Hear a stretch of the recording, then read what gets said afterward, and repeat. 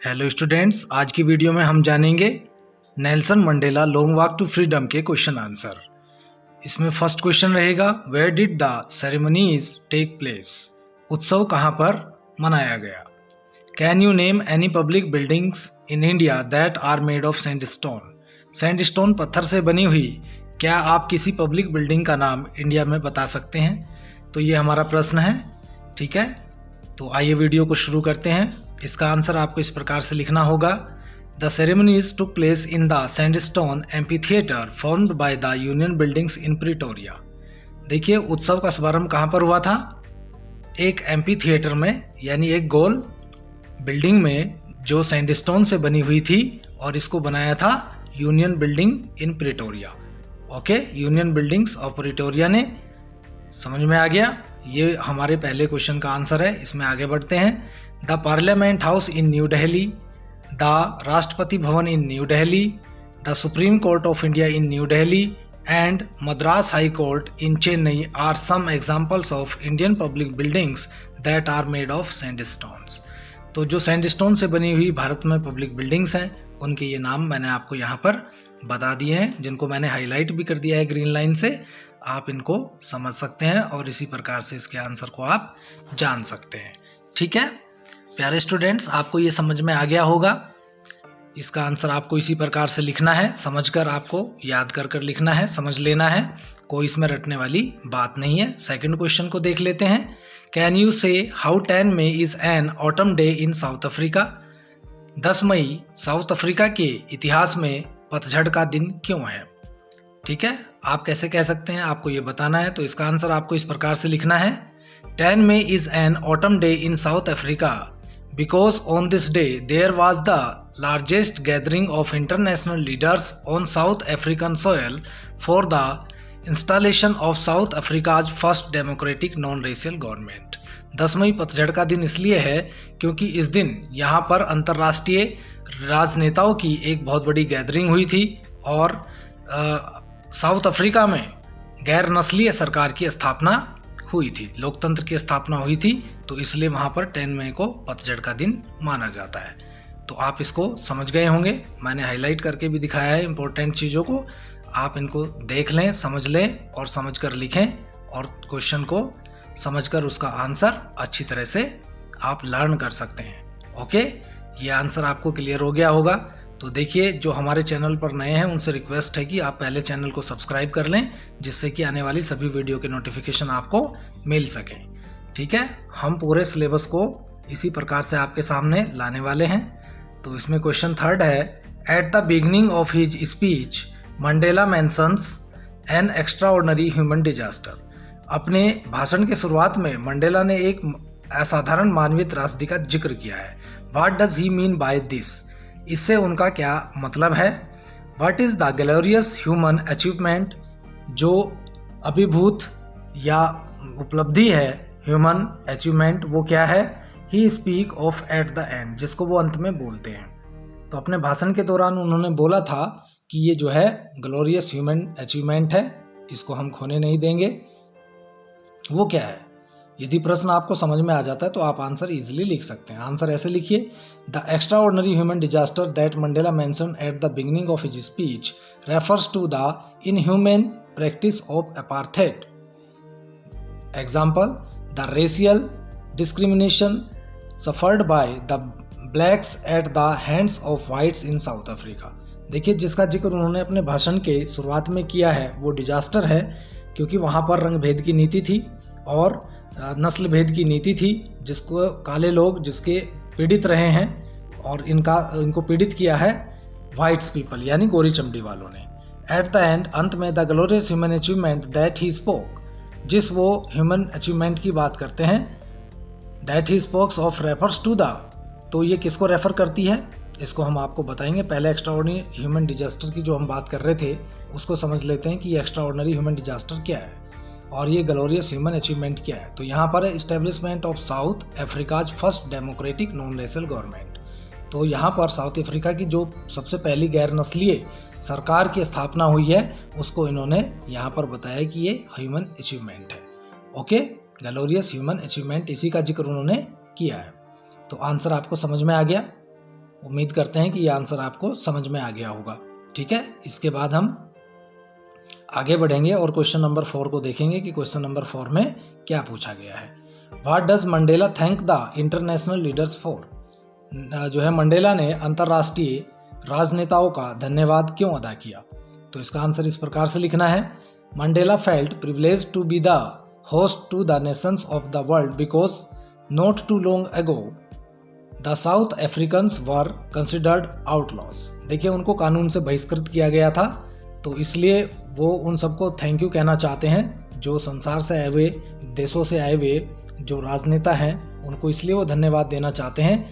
He thus thanked all the international leaders for having come to witness his investiture as president since this event could be considered as a common victory for justice, peace and human dignity।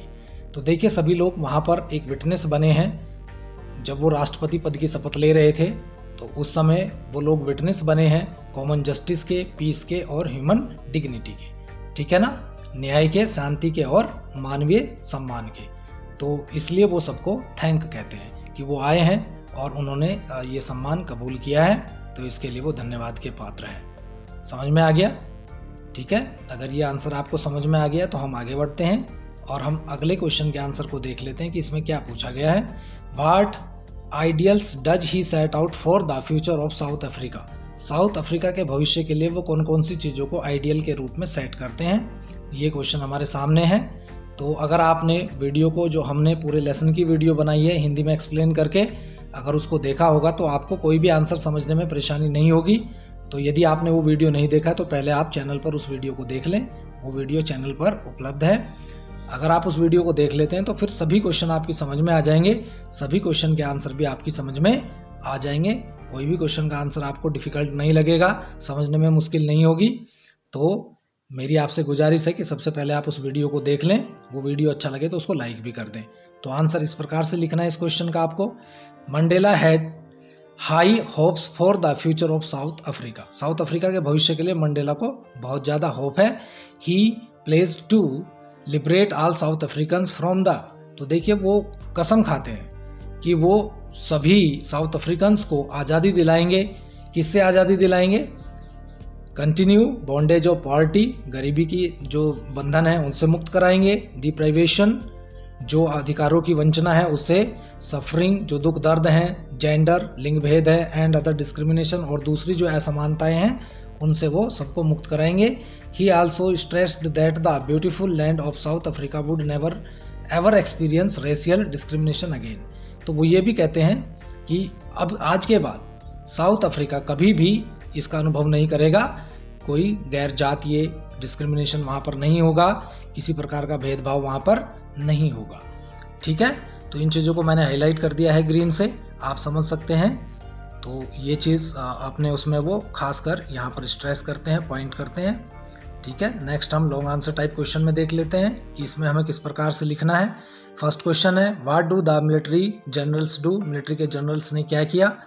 ठीक है, तो इसका answer हम देख लेते हैं। The highest military generals of the south African defence force and police saluted Mandela. तो देखिए, उन्होंने मंडेला को सैल्यूट किया एंड प्लीज देयर लॉयल्टी, और उनके प्रति वफादारी निभाने की कसम खाई। When the military general saluted Mandela, he was not unmindful of the fact that not too many years ago they would not have saluted him।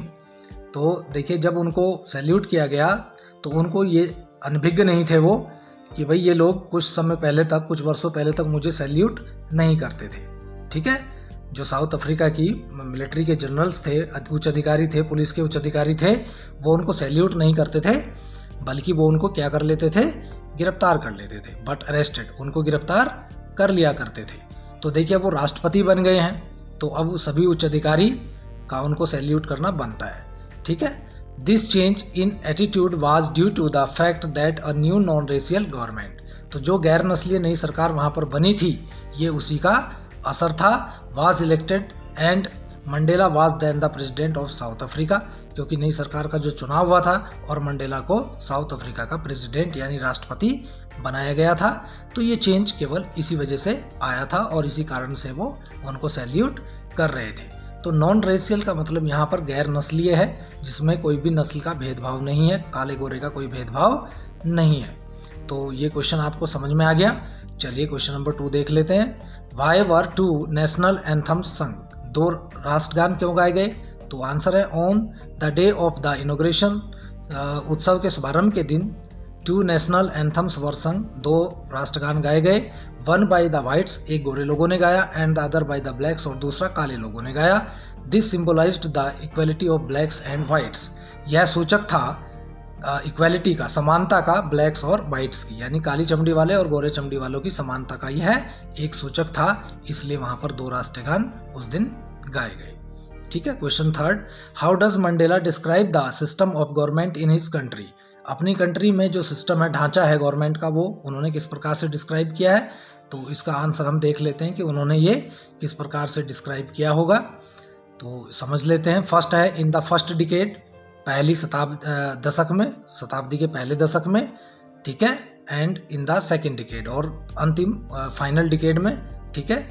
तो in the first decade of the 20th century the white skin people of South Africa patched up their difference and erected a system of racial domination against the dark skin people of their own land, thus creating the basis of one of the hardest and most inhuman societies the world had ever known।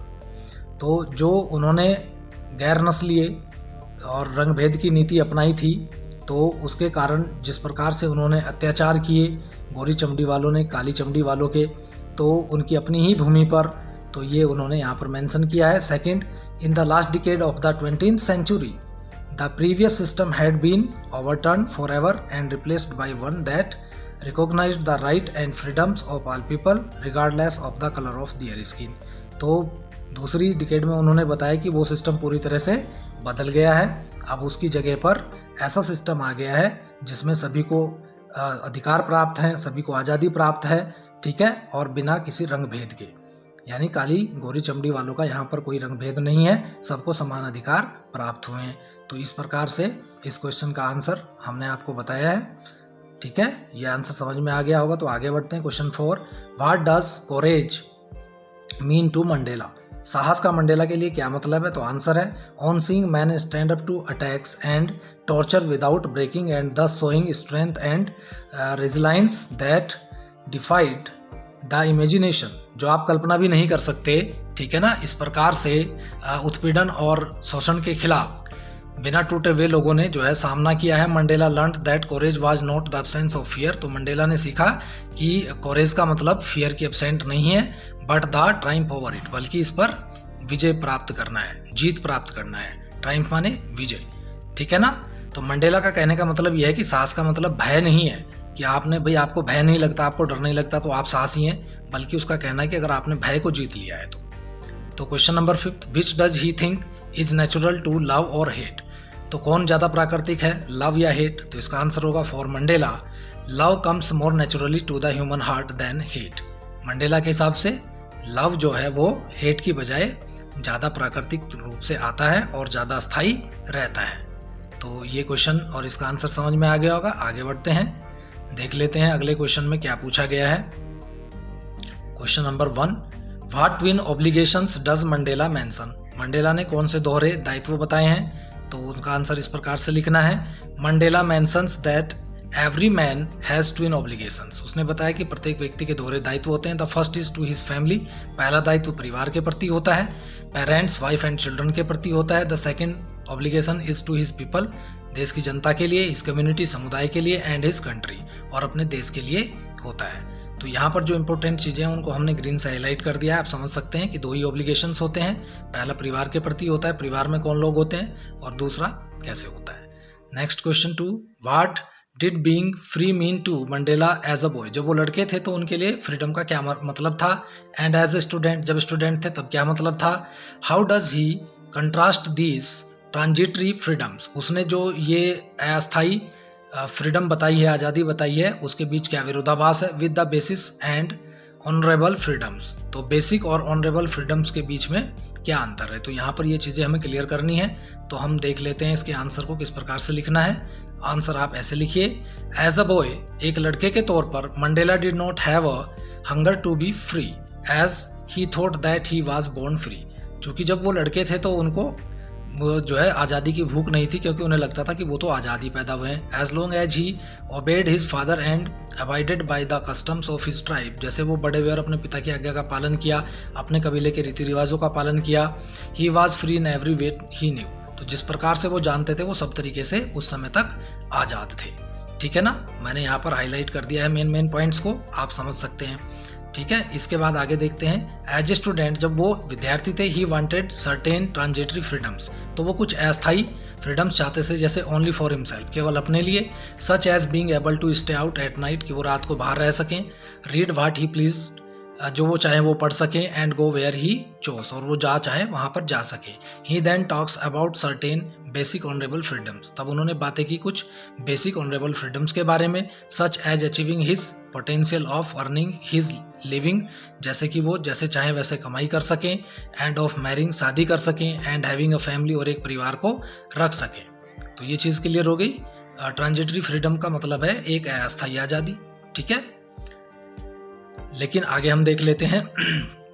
He builds the contrast between these two freedoms, उसने इन दोनों के बीच में जो अंतर बताया वो है by stating that the transitory freedoms he wanted were limited to him, जो वो अस्थायी आज़ादी चाहते थे तो वो इनके लिए लिमिटेड थी।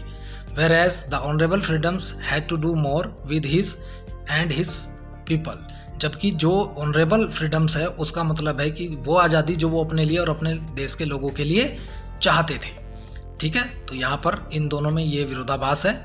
पोजीशन इन द सोसाइटी, समाज में जो उनके जनता की जो पोजीशन है उसको यहाँ पर ऑनरेबल फ्रीडम से तुलना की गई है। तो ट्रांजिटरी का और इसका क्लियर हो गया होगा आपको। चलिए अगला क्वेश्चन देखते हैं। Does Mandela think the oppressor is free, क्या मंडेला को लगता है कि दमनकर्ता जो है वो आज़ाद है? वाई और वाई नॉट, नहीं है या क्यों है, तो दोनों का हमें अर्थ बताना है। तो आंसर है Mandela does not feel that the oppressor is free, Mandela को नहीं लगता कि दमनकर्ता आज़ाद होता है। बिकॉज अकॉर्डिंग टू हिम, क्योंकि उनके अनुसार, ठीक है, उनके अनुसार आपको ये समझ लेना चाहिए, उन्होंने बताया था कि भाई वो बिल्कुल भी आज़ाद नहीं है जो किसी की आज़ादी को छीन लेता है। ठीक है, आज़ाद वही है जो दूसरे को भी आज़ाद जीने देता है। तो ऑपरेसर का मतलब तो आपको दमन करता, शोषण करता, मैं ऑलरेडी बता चुका हूँ। ठीक है, तो इसमें हम आगे आपको बताने वाले हैं, पूरे आंसर को समझाने वाले हैं। तो सबसे पहले आप देख लीजिए कि मंडेला को नहीं लगता कि वो जो है दमनकर्ता जो है वो आज़ाद होता है। Because an oppressor is a prisoner of hatred, क्योंकि वो घृणा का पात्र होता है। Who is locked behind the bars of prejudice and narrow mindedness, जो कि पूर्वाग्रहों और संकीर्ण मानसिकता की कैद में होता है। He feels that both the oppressor and the oppressed are robbed of their humanity, तो मंडेला को लगता है कि दमनकर्ता और जिसका शोषण होता है यानी पीड़ित जो होता है वो दोनों ही मानवता के लुटेरे होते हैं। ठीक है, यही चीज़ हाईलाइट की गई है हमारे पूरे लेसन में। तो आपको समझ में आ गया कि ऑपरेसर कौन होता है और ऑपरेस्ड कौन होता है। ऑपरेसर का मतलब होता है दमनकर्ता या शोषणकर्ता, और ऑपरेस्ड का मतलब होता है पीड़ित। तो यदि दोनों में से कोई भी आज़ादी छीनता है तो वो भी और जो जिसकी आज़ादी छीनी जाती है वो भी, दोनों ही लोग फ्री नहीं होते और वो दोनों ही मानवता के लुटेरे होते हैं। ठीक है, तो ये क्वेश्चन का आंसर था। इस प्रकार से ये आंसर भी आपकी समझ में आ गया होगा, उम्मीद करते हैं। तो आपको वीडियो कैसा लगा? यदि आपको वीडियो अच्छा लगा हो तो वीडियो को लाइक कर दीजिए, जल्दी से अपने दोस्तों के साथ भी शेयर कर दीजिए। और जो लोग हमारे चैनल पर नए हैं उनसे फिर से गुजारिश है कि वो पहले हमारे चैनल को सब्सक्राइब कर लें और बेल आइकन को भी प्रेस कर दें, जिससे कि आने वाली नई वीडियो के नोटिफिकेशन सबसे पहले आपको मिल सके। ठीक है दोस्तों, तो हम ऐसी ही वीडियो बनाकर लाते रहेंगे, पूरे सिलेबस की वीडियो आपके सामने आती रहेगी, इसलिए आप हमारे चैनल पर हमारे साथ बने रहें। और मिलते हैं फिर अगले वीडियो में। इस वीडियो को देखने के लिए आप सभी का दिल से धन्यवाद। तब तक के लिए बाय बाय, थैंक यू।